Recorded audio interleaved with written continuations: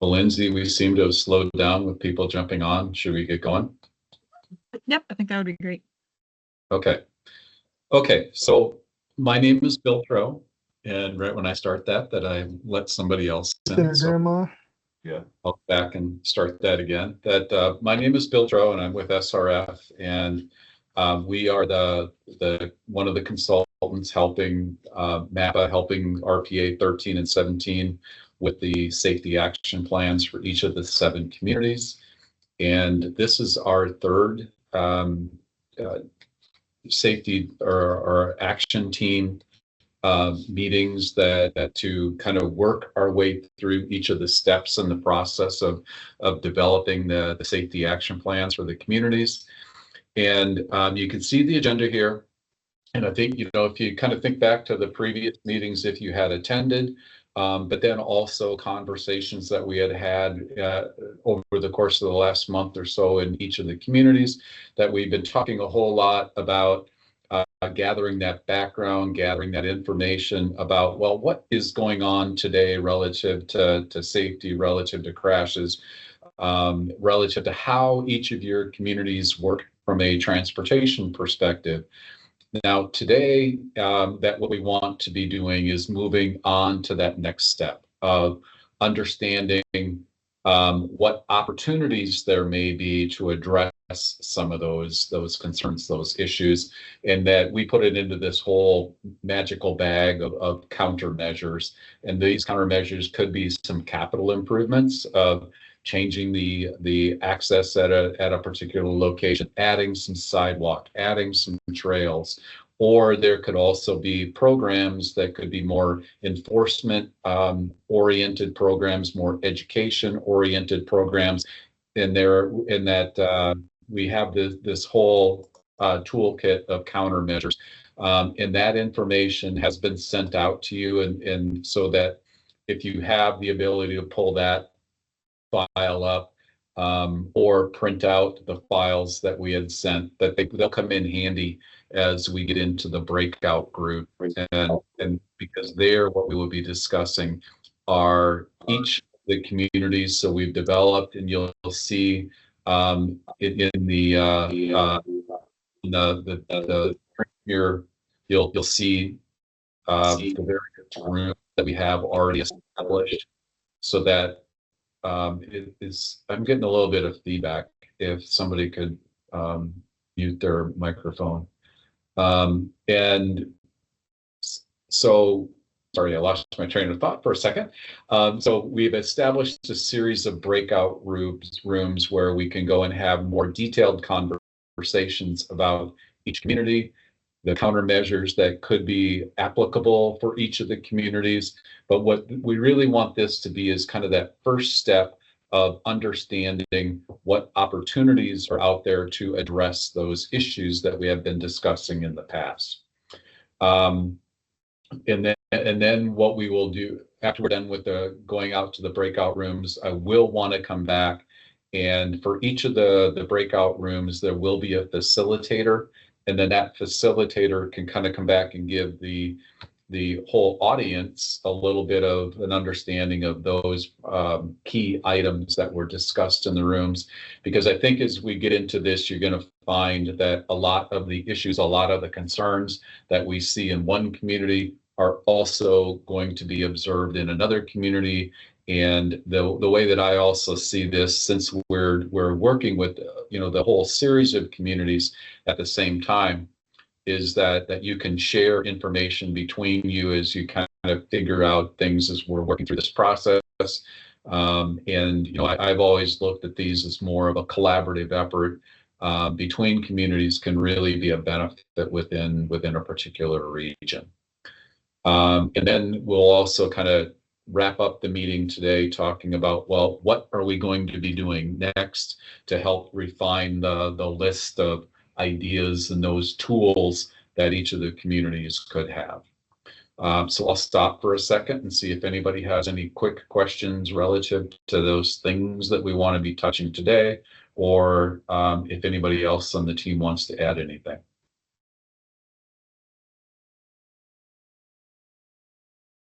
Okay. Okay, So let's move on. And I just want to make sure everybody has a good understanding of how to get into the breakout rooms. That your screen should look kind of like this, where along the top you'll see the menu, and that'll be including a little button there of rooms. And then when you click on that, then the menu will drop down to the side here. And we have a room set up for Atlantic. We are combining Clorinda and Red Oak because a lot of the issues, the concerns that we see were relatively similar. Kind of that along those same lines, we have one room for a combination of Harlan and Glenwood. We have one group or one room for Missouri Valley, and then a final group for Shenandoah. So I'll stop for just a second and ask, okay, is everybody able to see a menu like this?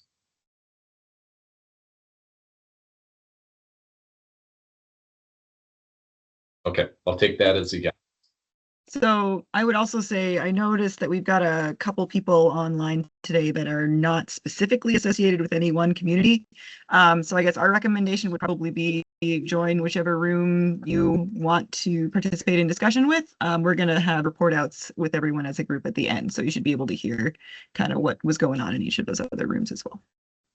And okay, I'll just jump on the end of that. That again, if you're in kind of if you're an individual like Lindsay had just brought up, and you want to jump around to rooms, that you can also exit a room once you get in, and you get back to this menu, and you can just jump into another room if you want to do that.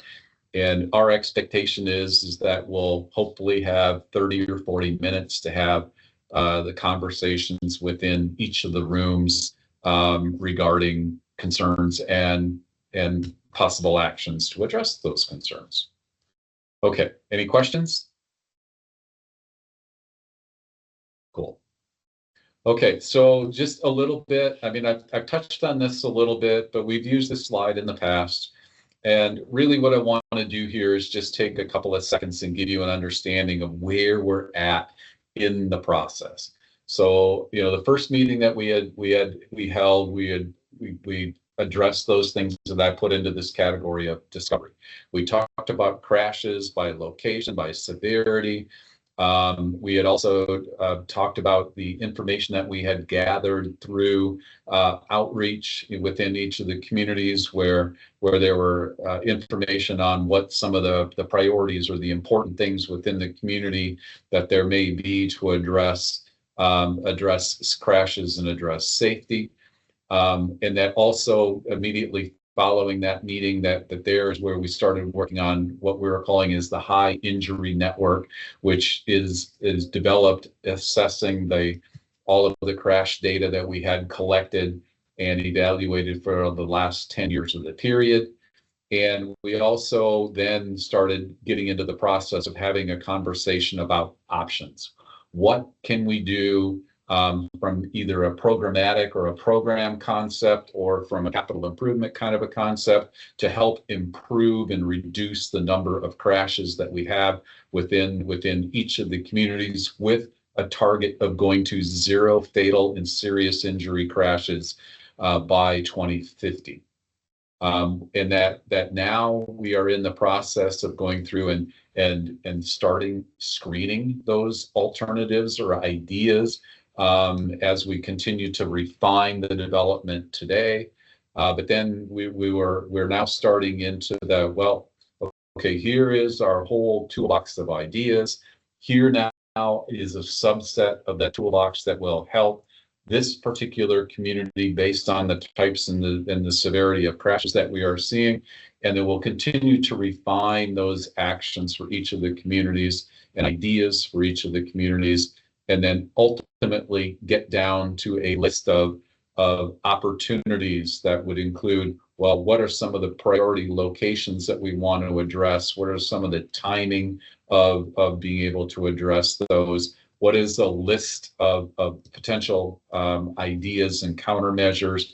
Again, focusing on those things that may be more of a program like education or enforcement, those things that may be capital improvements. And then also, are there outside actions that may be needed? the idea of, are there grant opportunities to help fund various alternatives and various types of improvements? And those will be incorporated into the action plans that we're putting together.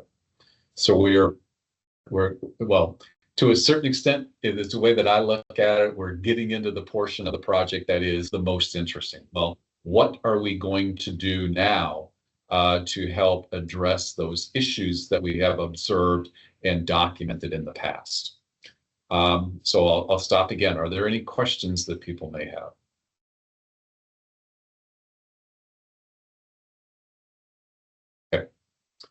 Okay. So kind of the linchpin of those things that we wanted, or the idea that we wanted to talk about today, were the crash mitigation countermeasures. And the way that we look at this is our toolkit of possible actions that, again, could be things that in the network that we change. Again, it could be intersection control. It could be adding sidewalk. It could be adding some trails so that we can separate who all is required to use the roadway to travel from origin to destination within each of the communities. So that and the way that we are looking at this is that it does create our not just an opportunity of looking at one shot at ideas, but providing each of the communities with this toolbox of potential actions that, as things change and as traffic changes within each of the communities, as development occurs, that you all also then have at your disposal some tools to help improve situations within each of the communities, each of your communities going forward. So that, again, that one of the PDF files that was attached to the meeting announcement includes a list and a description of the various countermeasures that we have at our disposal. And what I want to do is just kind of take a couple of minutes here and explain the concept of that spreadsheet or that table that we had put together, that we have that along the top of that table, that we have each of the ideas numbered, just make it a little bit easier as we're talking about these, that we can talk about, well, number 30. But then we have a name of each of the strategies and a little infographic associated with each of the strategies. We have a description of what it means. Okay, that the idea of adding an all-way stop doesn't need a whole lot of description, but the idea of a rapid flashing beacon, well, maybe that it requires a little bit more of an explanation. So we've added a little bit of description of each of those potential countermeasures to give you guys a little bit more direction as to where it may be applicable and things like that. We've also included in there a crash reduction factor. And what this is that there's been a lot of safety research over the last, let's say, 20 years on actions that could be implemented to address particular types of crashes. And what this crash reduction factor is organizations that have gone through and kind of accumulated all of this data that they've looked at the results of this study or that study, and each of the studies that they could bring together on particular mitigation ideas, and have developed an overall, or essentially an average of, well, what is the effectiveness on rear end crashes of adding this particular element. And that's what that crash reduction factor is. And in the table, it's expressed as a percent. So if you see a percent of 45%, that would mean that in most or typical situations, that implementing this type of an action would have a 45% or a potential of a 45% reduction in crashes at that particular location. But then also, when you're looking at that crash reduction, that we've also added a list of mitigating conditions.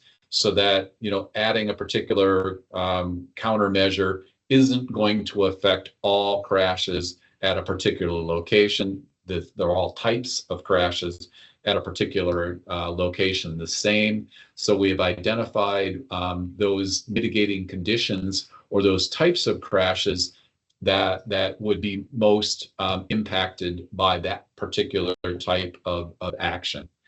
And then the last column in the table is a quick build. Does that particular countermeasure have the ability to have a quick build element? And what do we really mean by quick build? Is there the opportunity to do something in potentially on a temporary basis that doesn't cost as much as the permanent alternative? As an example, if the idea is that, well, we have a roadway that it may be beneficial to add a median. Well, we don't have to necessarily right away go out and pour a bunch of concrete and create a raised concrete median. There are opportunities out there to add paint, add some flexible bollards, and test that alternative for a while before we make the larger capital investment into it. So we've identified those countermeasures that have a potential for a quick build. Again, something short term, something lower cost. You could maybe consider it as somewhat as a pilot.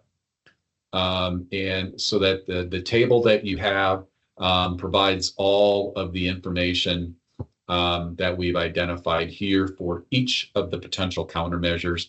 And if I remember the number right, there's like 47 different countermeasures, and we've divided those countermeasures into 4 groups. Those that are more vehicle focused, so addressing those crashes that occur on the street, principally between vehicles or 2 vehicles or 2 or more vehicles, or 1 vehicle and a run off the road kind of a thing. We also have a series of countermeasures that are more pedestrian focused, another group that are more bicycle focused. And why we include these as I think we all understand that when you're a pedestrian, when you're a bicyclist, that you're much, much, much more vulnerable to injury, that if you are involved in a crash, particularly a crash with a vehicle. So we want to make sure that as we're focusing on these, that we pulled out and focused on the more vulnerable portion of the population, of the traveling population. And then we've also got a group of them in that table that list programs or that are more educational programs, and also some enforcement alternatives. So again, I'm going to stop for a second and ask the question, does everybody have access to the table? Or does somebody not have access to the table? How about if we go that way? Do you have a link, Bill, you could drop in the chat in case people don't have it immediately accessible? Brandon, could you grab that link and drop it into the chat? Yes, give me 1 second. Okay. It was the one that Lindsay sent out in the guide.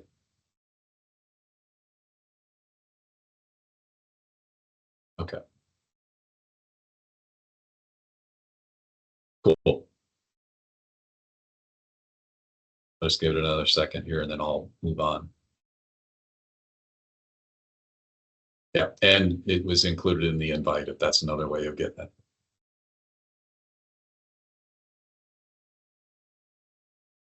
Yeah, you can move on. I'll just drop it in the chat. Okay. Okay, so now what I want to do is just kind of give you a little bit more of a flavor. Okay, the previous slide kind of went through the top of the table here, but I just want to give you a little bit of a flavor of some of the countermeasures. My intent is not to go through each of these, but maybe just focus a little bit more to give you some additional direction as to what we have in the table. So again, that we have, we've divided them into those that are vehicle focused. And here you can see the whole list from, well, making sure that we're looking at appropriate speeds and corridors. There are additional enhancements to warning signs that we've included here. So you can see some of these are more associated associated with signage. Some others are associated with making changes to how the roadway configuration is. Those things that connect with access management. We've got others that address lighting along corridors, lighting at intersections. We've got others that focus on intersections and how they're configured. It could be something a little bit, more focused on what you've got out there today, of looking at trying to improve sight lines at intersections by removing some shrubbery, or maybe reconstructing intersections to provide bump outs into the roadway a little bit more to improve visibility. We've also got alternatives in here that change the type of intersection control that there is. But again, that we've got a whole range of different ideas here. Again, we've got then the description, got the crash reductors that are associated with them. We've also included information on cost estimates from those that are maybe lower cost up to those that are higher cost, because as we go through this, we want to make sure that each of the communities has an understanding of, well, boy, we kind of like this idea, but man, it might be well beyond what we as a locality can fund by ourselves. So then these are maybe those that we can also provide some direction then as to which of these alternatives might be best, that we as a community start to look for some funding assistance. And then again, those mitigating conditions, and we'll touch on these in a couple of minutes, but then also those that have the capability for quick build. And you can see is that we have a pretty good array of potential countermeasures across each of the types of improvements. Again, whether or not it's a segment, whether or not it's an intersection, whether or not it involves construction or maybe some signage improvement, in that we've got a whole range of concepts. Then we've also then got those that are more pedestrian focused, and you can see the whole range of ideas there. And some of these also then kind of mimic the same things as we're looking up for roadways, because they are applicable in different situations. And so we have our pedestrian focused, we have our bicycle focused that may be a little bit more narrow in a range from others. But we have those alternatives that would look at providing facilities outside the existing travelway. We also have some ideas of those things that you could incorporate into the travelway to make biking a little bit safer.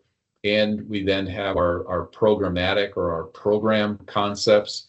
And here we want to make sure that we're also kind of integrating into the thought process the whole Safe Routes to School program. That when you're thinking about safety action or safety measures that are programmatic for everybody in the community, that those are also a lot of those are adaptable to schools and the Safe Routes to School program, which also has some funding or grant funding capability with it. But I think that it also incorporates a range of different travel modes, from walking, biking, rolling, but then also incorporating into it how getting to and from school needs to interact with the vehicle traffic within a particular area. And then we also have ideas for enforcement. So, I mean, everybody's had a little bit of a time to review and think about some of these countermeasures. I'm going to stop and see if there, as a group, are there any that you want to have a conversation about?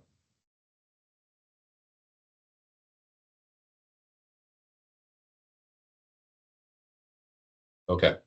Hey, Bill. So- So I'm not sure how much time people might have had to kind of review this list in full ahead of the meeting. Would we be able to go back a couple slides and maybe look at one or two of these countermeasures and kind of just break down? I know you've gone over all of the column names and stuff, but just kind of, for example, that access management, that third line there. Okay. and kind of more in detail about like what this means and what each of those numbers would mean in an application sense. Okay, and this is actually, I think, a good one. That it's been my experience in a lot of smaller communities that you know, and all, you know, you're thinking particularly of the convenience mart. You know, think about your town and those convenience stations with gas, with groceries, and how many access points do they have? But then again, how many do they need? Yeah, and So just to clarify, those access points, those are all driveways that intersect with the roadway. So it's kind of how many points are there around the perimeter of like the parcel of land that allows vehicles to get on and off the property. So in this particular countermeasure, the idea would be is to evaluate the driveways that provide access to businesses, or maybe to other commercial activities, and understand, well, A, do those driveways create some conflicts with the vehicular travel of, or vehicles getting in and out, vehicles traveling along the way? Do those driveways have some conflict with pedestrian and bicycle travel? So first we want to make sure, and that's the work we've already, you know, we've been working with you folks on, is there conflict that we desire to resolve? And then the idea is identifying those driveways that could be closed. And here's just an explanation of what they are. But then the idea would be is if we can close some driveways, that we would anticipate that we would have a 25% reduction in the crashes at that particular access point that would be connected to these types of crashes. Whether or not it would be a side swipe crash, which are essentially, you know, two vehicles traveling in the same direction and then hitting each other, that also head on, which I think everybody understands that. But then also the idea of a broadside, so a vehicle coming out of a cross street, coming out of a driveway and crashing into a vehicle that is on the roadway. So that what we're showing here is that these are the types of crashes that would be potentially positively impacted by this particular application. And that also here that this is one that we would put into that category of a quick build. And in this case, a quick build could be as easy as blocking off the driveway without going in and essentially removing the driveway. Can we block it off for a little bit of time to see what the impacts of that are? That doesn't cost a lot. That is reversible. So that's one alternative there. I think I'll jump down here to the number 6 here, because this is one that is more intersection based.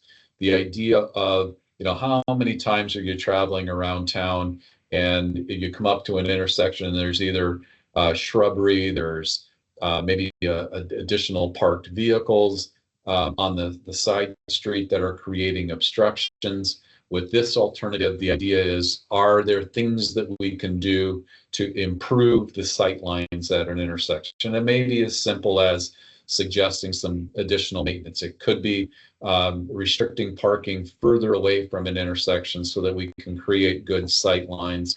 And again, that with this kind of a concept, we would anticipate typically of about a 30% reduction in the crashes. And whereas back up here with the access management, well, this could be a relatively expensive endeavor, whereas with this one, it's relatively low cost, but then it also has the ability to positively influence a broad range of crash types that we are seeing with also including of the vulnerable population or the traveling population of pedestrians. So again, that just kind of explaining a few of these. I don't know, maybe if folks have had a little bit of time to look again, I'll ask, are there others that you would want to get a little bit more explanation of?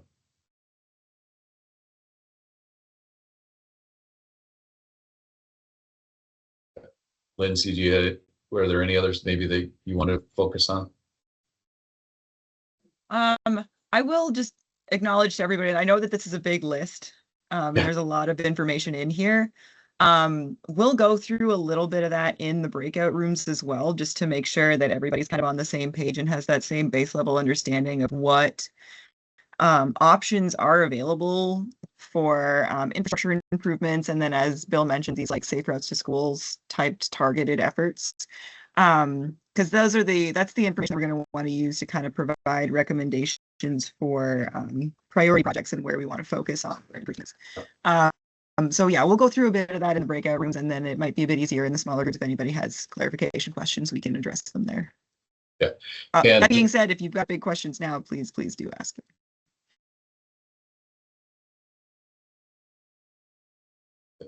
So why I advanced to this slide was, Lindsay was talking about the focusing effort.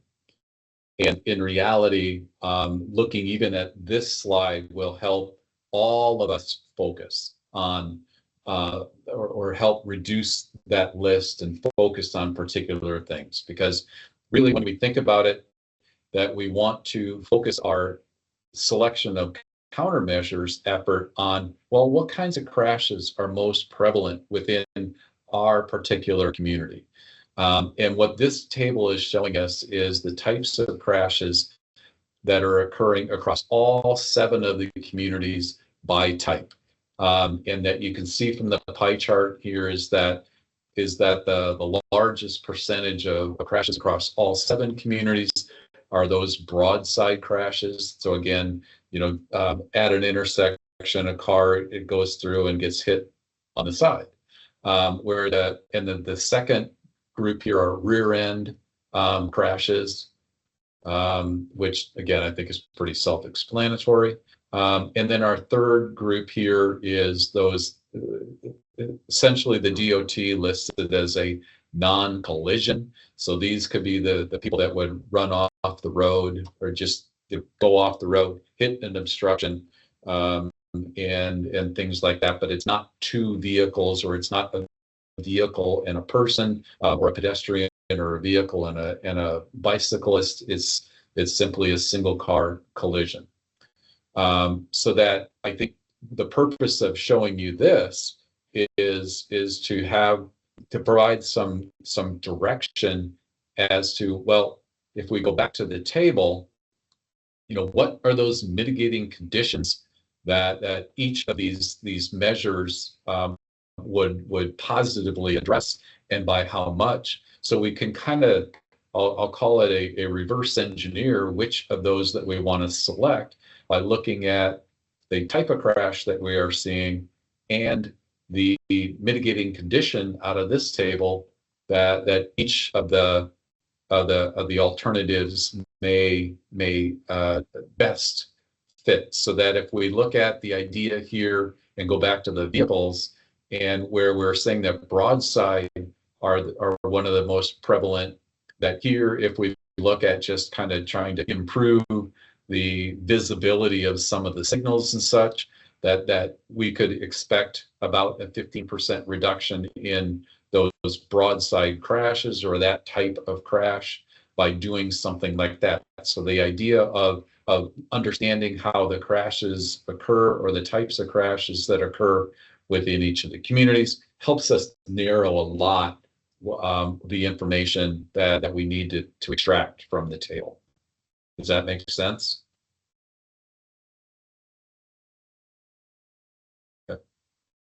Okay, so that kind of covers the bit of the introduction that I wanted. So now what I want to do is have everybody select a breakout room based on the community that you're either representing or a community that you have interest in talking about. So the idea is, what we want to be doing in each of those breakout rooms is there will be a facilitator, and they will walk through some some of those concerns that have been identified either through evaluating the crash data, through conversations that we've had in our public outreach conversations that we've had with community leaders. And again, that this is stuff that we covered before, but we want to make sure that we're reiterating it. But then it also is going to be having a good understanding of that information is going to help direct us to, well, which of those countermeasures are best to be discussing. So then we want to spend some time talking about those potential countermeasures. And you know, that focusing on kind of at two levels. First is, well, what is that generalized list when we look at our predominant crash types?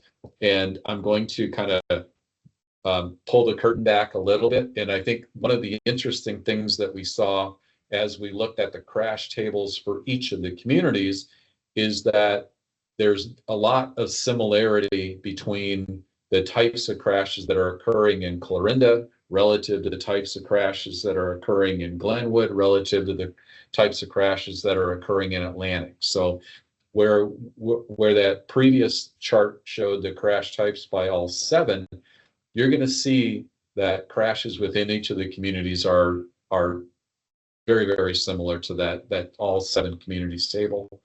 But then we also want to be, if it's applicable and appropriate, are there specific locations that we want to make sure that we're not only talking about relative to issue, but potential action at that particular location? And we've done a little bit of work relative to that kind of stuff now, but we want to have the conversation with you folks. So with that, are there any questions? Bill, Yes. Facilitating wise, there were comments from a couple of people that they're logging in on a phone. Should they still see if they're in Teams? I suppose it depends if they called in on phone number or whether they actually logged in on Teams. Do you or Brandon know on that? And helping them get to the breakout room, or can they listen? I'm not sure. I'm sorry that that's not a question that I anticipated. Yeah, I would say if they're on Teams, they should be able to see it somehow Oh, in a menu. Yeah. If you're on your phone and you're in Teams, there should still be the ability to go to a room.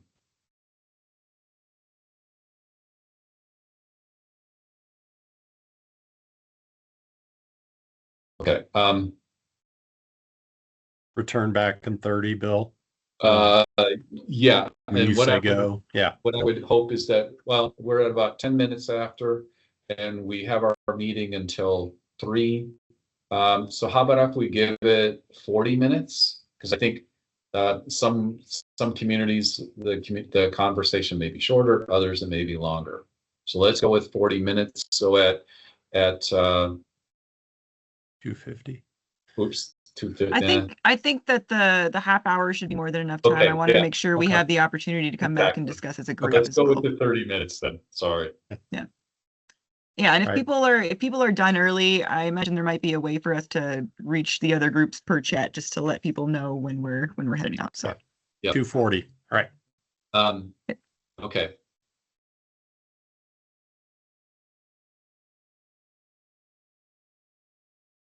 Okay, Atlantic looks like they're coming back Yep. now. we just got back. Sorry, I think we ran a little bit over time here. Okay, yeah, that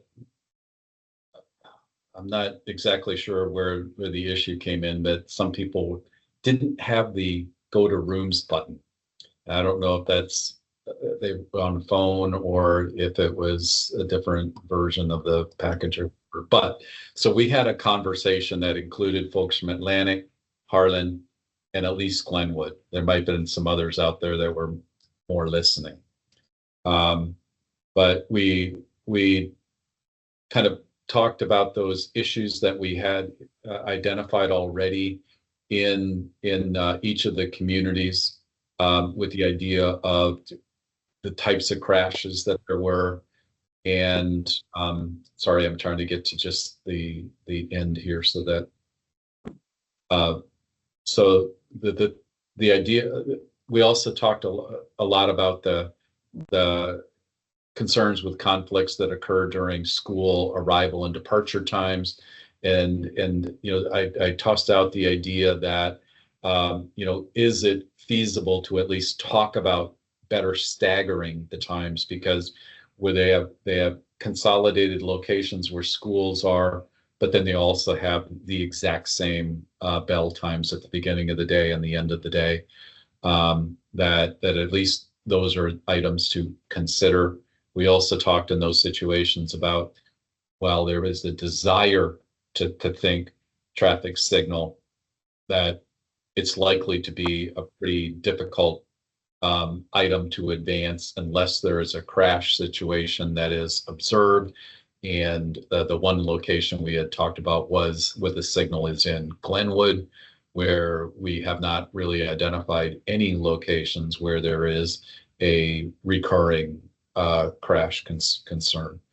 That we also talked about some of those applications at intersections where most of the communities that were included in that already have at least some semblance of a program of trying to ensure that there's adequate sight distance at intersections as you approach them, some removal of shrubbery and those kinds of things. But then we also talked in Harlan about the square and the idea of the 2 lanes in each going around the square. And are there some opportunities there to kind of clean up some of those conflicts, because there isn't a whole lot of lane assignment as to, out of this lane, I can make this movement and not that movement. Are there some opportunities to clean that up? But those are some of the things that we had talked about in, and this was a group of folks that couldn't find a way into a room.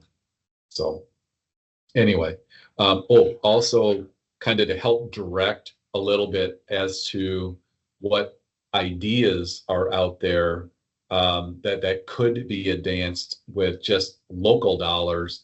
The idea of looking at those ranges of low, medium, or high, anything in that high category would likely require a bond issue.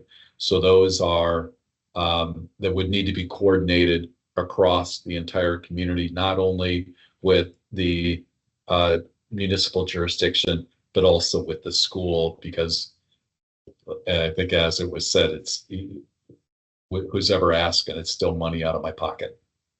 So those are kind of the things that we had talked about. There is a pot of money out there too. If there's a a location where there is, been some severe crashes or fatals, that there's the traffic safety improvement program too, that some funds would be available. Yep. Yeah. I just wanted to make sure in that part of the conversation that we get a good flavor as to, okay, without looking for help outside of our community, where might we be? And we're probably in that moderate to lower cost of anything that would be a short-term improvement. Okay. Lindsay, do you want to, how about we just go down the list from Atlantic? And there's still sure. 2 people in the Atlantic room, it looks like. Yeah. Anyway. That they're still in the breakout room? I think so. All right. I mean, everybody had left by the time I left. Oh, okay. But all right. Yeah, so we talked a bit about 6th Street primarily, I think. And kind of that, no, not 6th Street, kind of like Highway 6. So there's been a couple of like 4 to 3 lane conversions along that stretch already. And it sounds like if we go down Highway 76, which is on the east end of town, it's currently a 55-mile-an-hour speed limit down that road, but people are kind of slowing down already anyway. And Scott mentioned that they'd done a speed study about it's kind of like right on the edge of town there. Looking at dropping the posted speed limit down from 55 to 45 or 35. And it seemed like that there might be an appetite for that, just kind of reducing that speed limit. Yeah. I think a lot of it was we were talking about like driveway access and stuff and how that might be a bit of a challenge to get businesses on board with reducing access. Yep. And then general need for pedestrian improvements along that Highway 6 corridor. Okay. Okay. This is Jarvis here. Just checking on electric scooters and stuff like that too. When we talk about bicycle and stuff, are we going to include that in there just for the?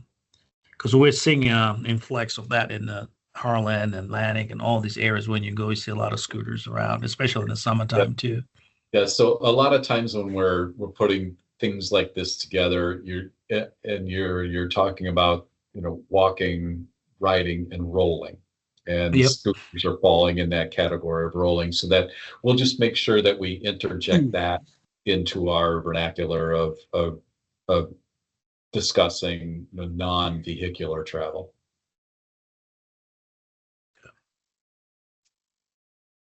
Okay, I'm sorry. How about if we Brandon with Clarinda and Red Oak? Yeah, so we had nobody in the room from Clarinda, so we talked about Red Oak the whole time. The information that I have in my notes is that the crossings along Highway 34 at 4th and 8th Streets continue to be a concern, which was discussed back in January. Seems like the priority at this point would be to try and first build out sidewalks to the north and south of the highway along 4th Street so that there's connectivity between some of the residential areas to the north and the schools on the south side of the street. And then once there's continuous crosswalks installed, then they would be interested in going ahead and installing some sort of crosswalk with a flashing beacon attached to a sign on the side of the road to kind of indicate that there are people crossing the street at that location. We also talked about Highway 48 a little bit, which is also Broadway. There has been a suggestion by the DOT to take out some of the traffic lights along that street. And I think all but one of them are currently warranted to be removed just based on the existing traffic. So we talked about maybe ways of handling street crossings of pedestrians once traffic lights are removed. And kind of the general consensus was education programs would be most useful on just how to cross the street in a safe manner. We talked about the intersection of Summit and 8th being a little bit difficult just because it's kind of an odd setup with the intersection there. And what else? Okay, maybe signage and or a roundabout could be an option at that location to help either improve the flow of traffic or just at least guide people on the right way to go. We talked about how some of the intersections along Highway 48, it's sometimes a little bit unclear about what lane you should be in as you're approaching the intersection, whether you're turning right, going straight, or turning left. So some advanced signage ahead of the intersection to indicate which lane is to be used for what purpose would be useful. And then we did also talk about Coolbaugh Street a little bit. So for eastbound traffic, kind of as you cross 4th Street after the square, speeds tend to pick up a little bit. And so a stop sign somewhere at the intersection of Coolbaugh and 5th Street seemed like a countermeasure of interest. That was most of what we talked about. Okay. How about Mark, Harlan, Glenwood folks? Yeah, beyond, let me jump back in. I know you're visiting with some of the folks. I had a few. Glenwood, I think the main things we focused on were the school congestion, over there on the northeast side of the community in that area. Some talk of a roundabout possibility with where the heavy parking unloading is onto Sharp Street. I alluded to several places know of with high schools and young drivers working quite well with roundabouts. So any, local fears of those, not working or being scary to get through or people don't know what to do is that students actually adapt to them quite well. Young drivers doing well with them, and it helps reduce speeds. So Mark, can I pile Yes. on there real quick? Yes, So please do. we're actually proposing a roundabout at the new school just south of Adele. And we had a public meeting, back in August. And a lot of people, have this, fear of a roundabout. But the reality of it is, at a four-way intersection, there are 32 conflict points. With a roundabout, it reduces them down to 8. And your 15 to 18-year-old drivers are actually looking left and then entering the roundabout, where they don't have to process everything at a four-way intersection or worried about traffic on 169 if it's going to stop or not. Yep. So really good opportunity there. Talk about that. I think the trails items are still on the mind, so we'd be looking at where any missing sidewalks, things of that nature, leading to those trail things on that east side, getting people to it, and and again, just somehow how that mixes the again, the typical peaks of schools and all the traffic going in and out, and the little bit of congestion can be good because it does help slow everybody down. But, then you get people speeding afterwards because, they're making up for lost time, if you will. So that was kind of the focus with Glenwood on what we talked about. So fairly okay with those, what was listed there on the priorities. Then going to Harlan beyond, again, some things mentioned. Highway 44 and 12th Street, or somewhere right down in that area there with the hospital, the wellness center, everything pedestrian traffic across the highway.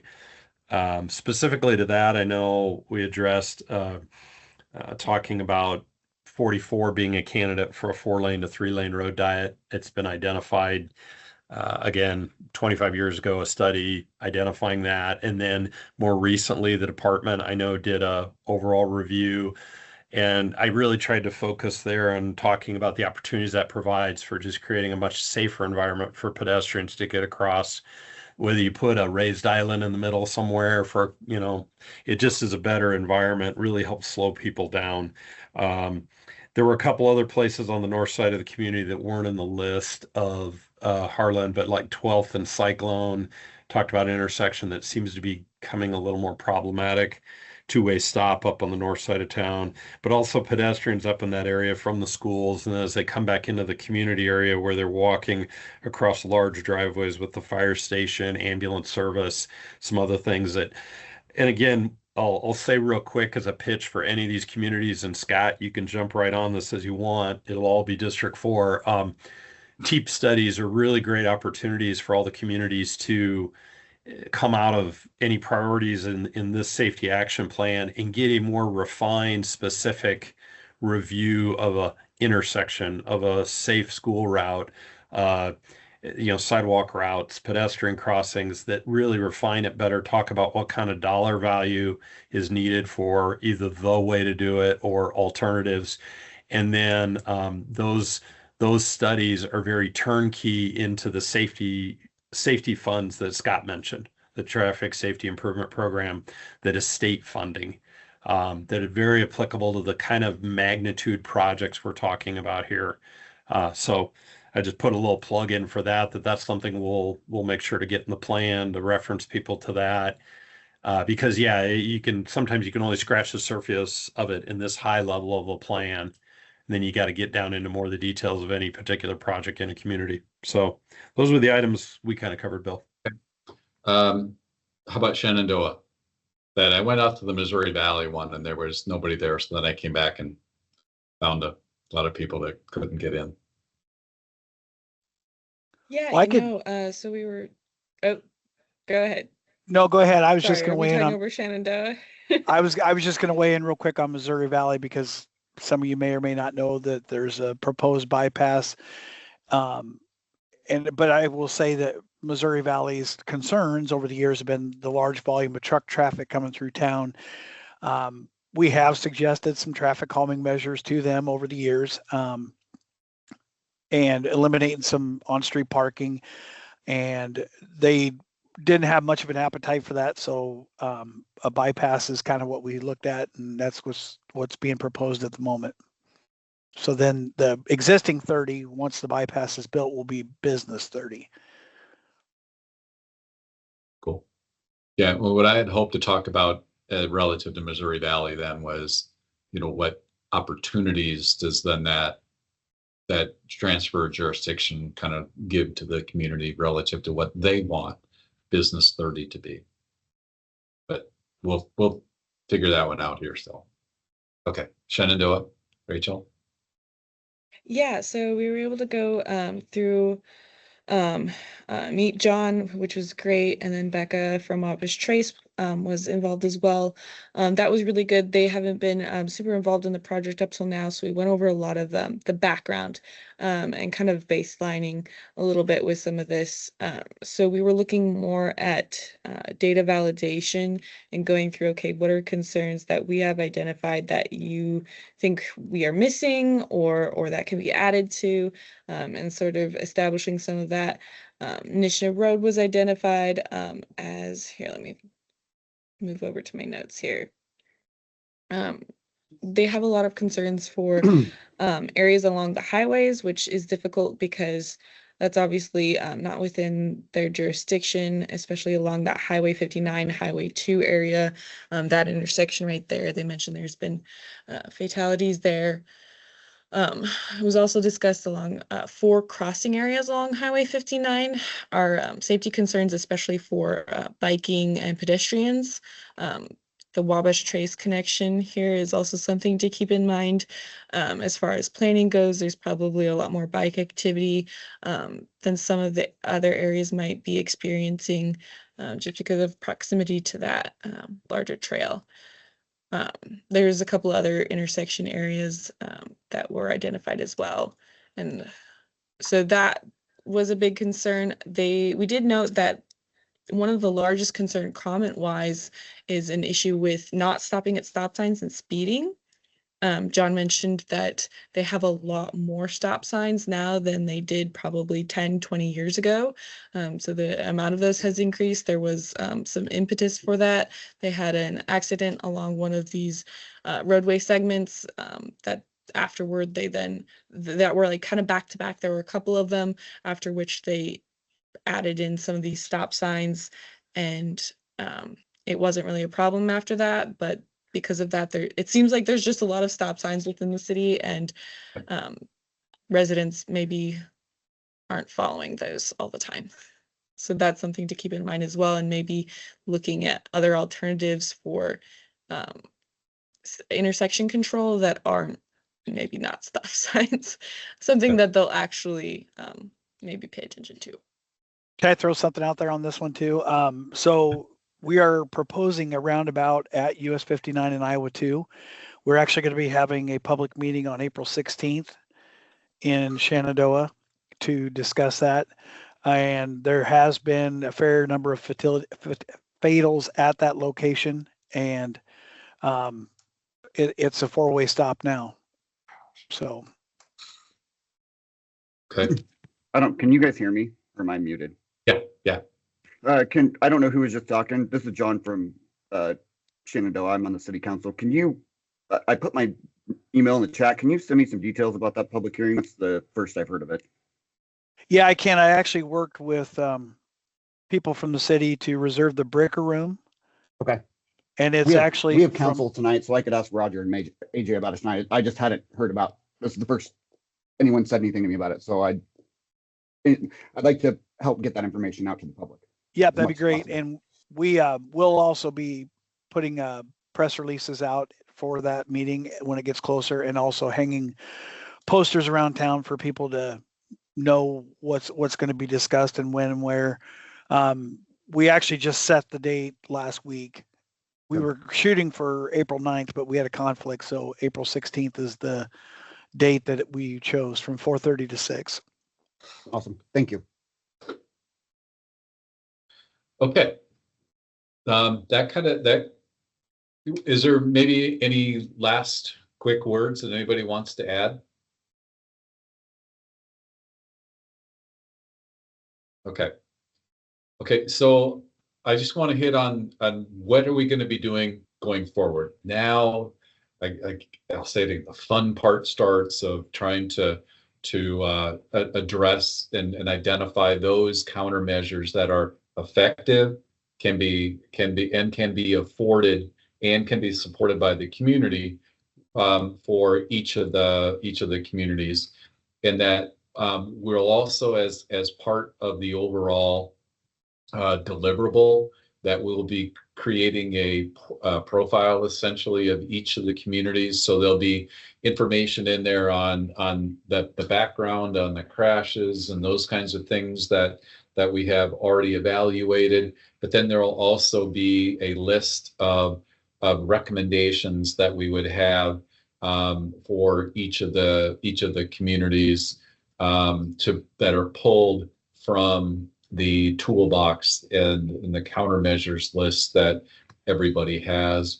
I think they're making sure that we do take into account there whether or not that this is something that could be funded locally, or is it more that an idea that maybe needs a little bit of outside assistance also. And then, as Mark had said, we'll also be incorporating into the document kind of that, well, on a go forward, the idea of the TEAP program as an alternative or a pathway, and that other potential funding programs that there may be out there. Okay, so I know we're beyond our time, but are there any additional things that people want to bring up from the team or from one of the communities? I think I just want to thank everybody for taking the time to join us today. I think there's been a lot of really good discussion, and looking forward to see where we go next. Okay. Thank you, everyone.